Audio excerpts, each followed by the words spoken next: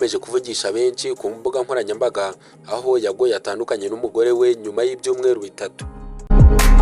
Umuhanzi akaba n'umunyamakuru Nyarwaya Innocent uzwi cyane nka Yago yatangaje ko yamaze gutandukana n'umugore we Teta Christa nyuma y'ibyumweru bitatu gusa bibarutse imfura yabo. Ni inkuru yashenguye imitima ya benshi bitewe n'ukuntu urukundo rwabo rwari rumaze iminsi rugaragazwa nk'intangarugero kuko rwasaga n'urufite imizi. Hagati aho ngaho twe tubahaye ikaze. Amazina yanjye nk'ibisanzwe nitwa Journaliste Thierry, muri isanga mu muryango mugari wa Kadamu TV.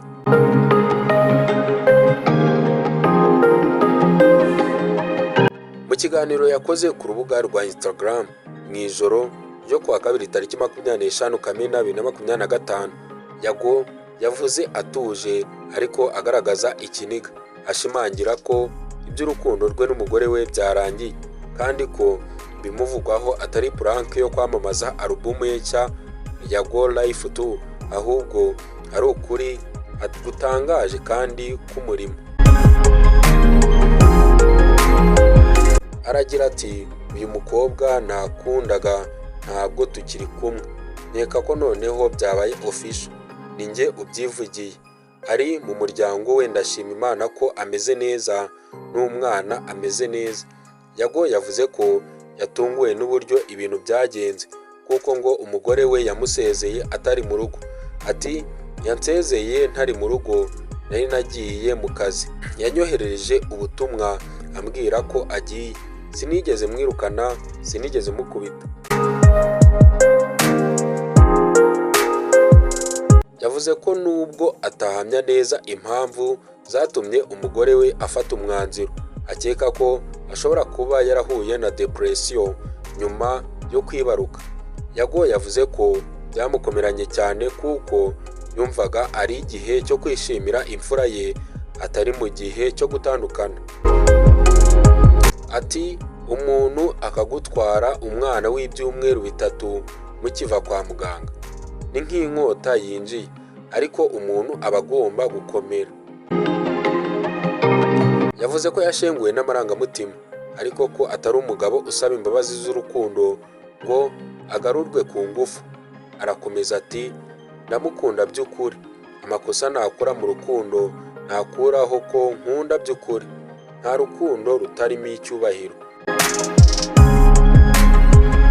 Uyu munyamakuru wavuyemo umuhanzi yavuganaga amarangamutima akitsa ubundi akifata.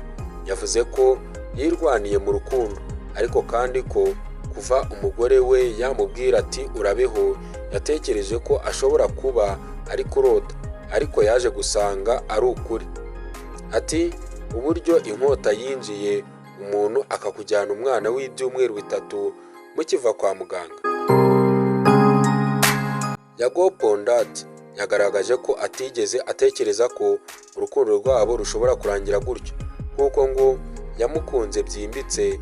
Ati namukunze ku buryo numvaga nta wundi mukobwa nakunze urwo rukundo.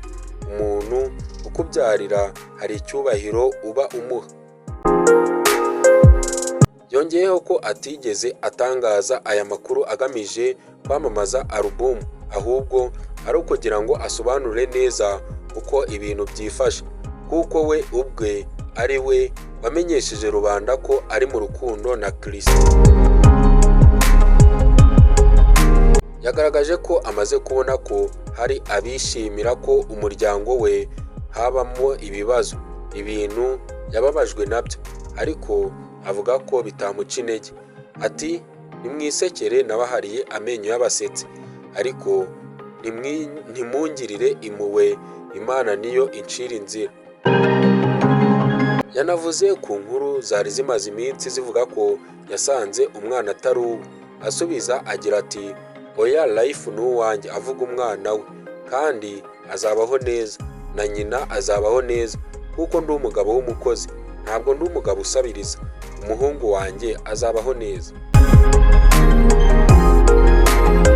Yavuze ko yahisemo gukora cyane kurusha kwibabarira cyangwa kwiheba. Yemeje ko agiye gushyira hanze album y'indirimbo 16, ariko ko ibyo yatangaje bidafitanye isano nayo.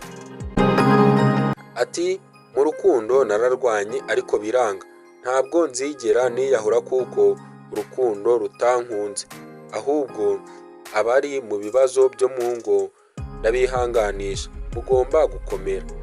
Mu gusoza, Yago yavuze ko ashyize imbere gusenga no kwemera ubushake bw'Imana kwazaza he mu rukundo.